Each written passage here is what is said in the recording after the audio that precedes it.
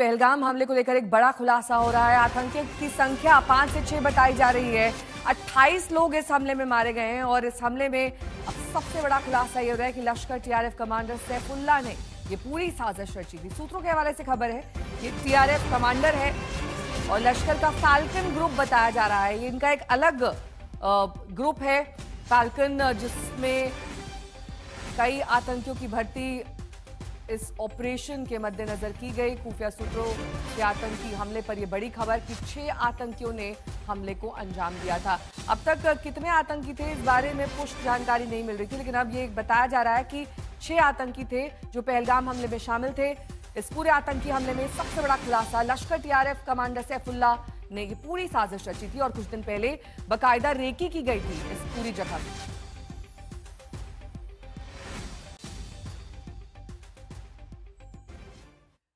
मंजीत तेगी मेरे सहयोगी इस वक्त तमाम जानकारी के साथ जुड़ गए हैं। मंजीत, अब तो टीआरएफ का नाम सामने आ गया है, उनके कमांडर का नाम सामने आ गया है, 6 आतंकी बताए जा रहे हैं।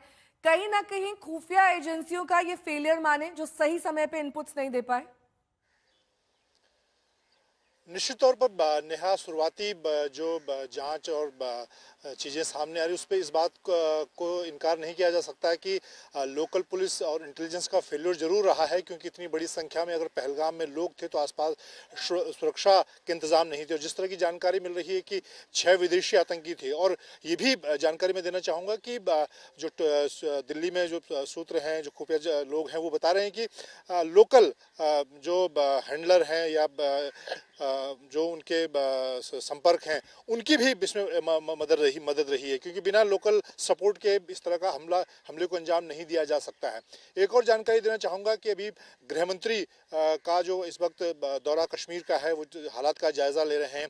उनके लौटने के बाद अगर मैं दिल्ली की बात करूँ तो यहाँ मैं साउथ ब्लॉक के सामने खड़ा हूँ और प्रधानमंत्री नरेंद्र मोदी ने अपनी यात्रा वापस छोड़ने के बाद जब वो दिल्ली पहुँचे, उनके साथ एनएसएजी डोभाल, विदेश मंत्री एस जयशंकर और विदेश सचिव विक्रम मिश्री मौजूद थे। एयरपोर्ट पर भी उन्होंने पूरे हालात की जानकारी ली और अब ये जानकारी मिल रही कि अमित शाह गृह मंत्री के लौटने के बाद जो कैबिनेट कमेटी ऑन सिक्योरिटी है, कैबिनेट की सुरक्षा मामलों की जो सबसे बड़ी कमेटी होती है, जो इस तरह के हालात पर चर्चा करती है और आगे कितना बड़ा कदम उठाना है, किस तरह का कदम उठाना है। चाहे हमने पुलवामा आतंकी हमले के बाद देखा हो, एयर स्ट्राइक की बात हुई है, उससे पहले उरी के बाद सरकार ने सर्जिकल स्ट्राइक का कदम उठाया था।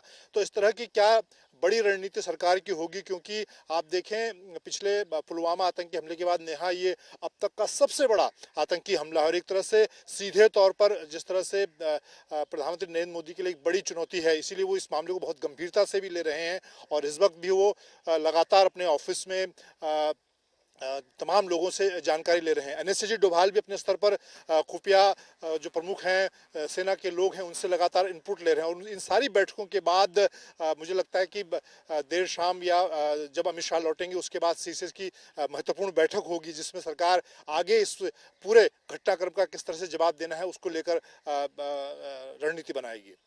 ठीक है, आप बने रहिए हमारे साथ।